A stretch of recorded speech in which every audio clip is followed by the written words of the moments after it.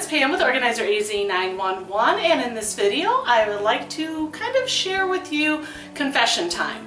When I'm out in public and I meet someone and we're talking about maybe what we do for a living and people find out that I'm a professional organizer, one of the first things they will say is, "Oh, your house must be amazingly organized."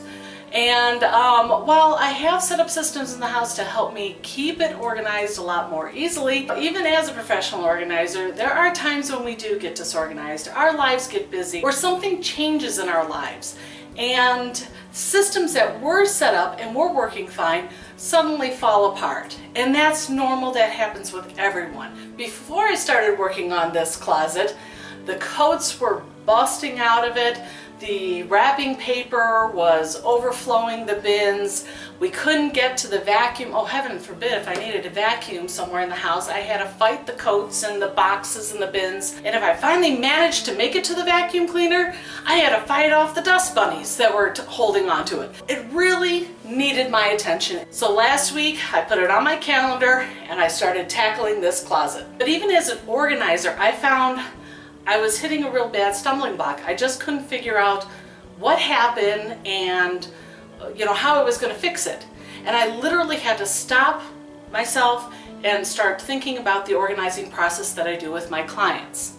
And one of the first things I did was ask myself a few of the questions I ask my clients. Number one, what is not working with this closet? And the answer for me was I couldn't get to anything I needed. So the second question I had to ask myself is, what do you need to get to? And the simple answer was, I need to get to the items that I use regularly. So then the third question was, well, what items do you use regularly? Well, I use my vacuum, I use the wrapping paper, I use towels for the pool, I use decorating supplies for around the house. So those items were the ones that I need to be able to get to. So then I needed to ask myself, what's preventing you from getting to those items? And when I looked at the closet, there was a lot in the way that I didn't use regularly that was blocking me from all those crucial items that I needed to get to easily. So the next thing I needed to do was I needed to take every single thing out of this closet so I could start with a clean slate. So if you look at the before picture, you will see that there were a lot of coats in here. And that was because this essentially is the coat closet in our house, or what I thought was the coat closet. I found that I got pigeonholed into thinking about what this should be and not matching it to who I really was and how my life rolled. For example, I had a ton of coats in here, and I live in the desert.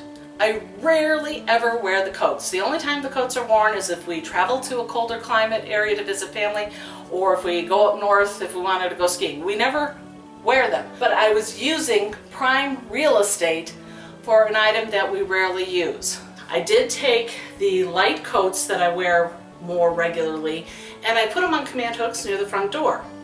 Convenient, right? You're going out the door, you grab a sweater, you go. It's now in the location where I use it. Okay? The other coats that I had, I put them into plastic bins that roll underneath the beds.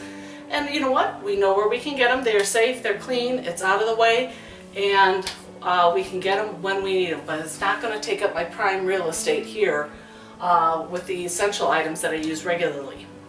I did leave some hangers in here, and that is strictly for when we have company. If they come with a sweater or a light coat, I can always hang theirs up when they come. All right, the next thing I needed to tackle was the wrapping paper section. Now before, this was overflowing with gift bags, bows, and everything else.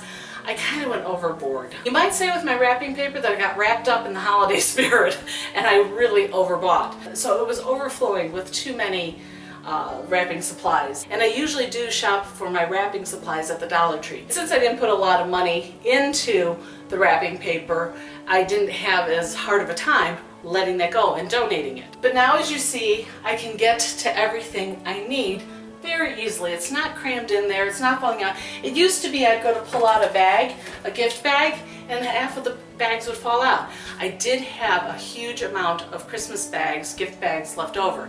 And instead of storing them here, I put them in with the Christmas supplies that I'm storing in the garage. So they'll be ready when we need it next year. But I don't have to keep it in my closet all year round. Okay. The next thing I needed to do was we use these towels quite often in Arizona. We can swim all year round if we want, but I wanted easier access to them. Also down below, paper towels for overflow. Sometimes you get some really good deals on the larger paper towel packs, but I didn't have room for storage in my kitchen. So this gives me a little overflow spot for those bigger packages of paper towels. As you can see, now I easily get to my vacuum. It goes in and out with ease.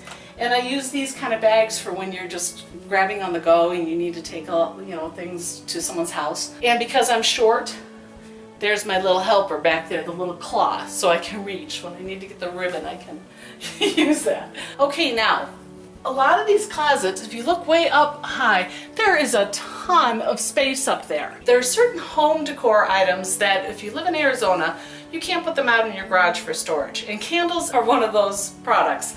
If you leave candles out in the garage in the summertime, you will have just one solid mass of wax at the bottom of your bins. So I need to store candles, and I often change them out with the holiday season. So I needed to find a spot, but not prime real estate here. I needed to find a spot that was safe indoors, but that was still easy to get to. And so what I did was I purchased 2 of these 3 cubby, they're 12-inch cubbies from Closet Mate. And I found them at Home Depot. I think they were like $13 or $14 each.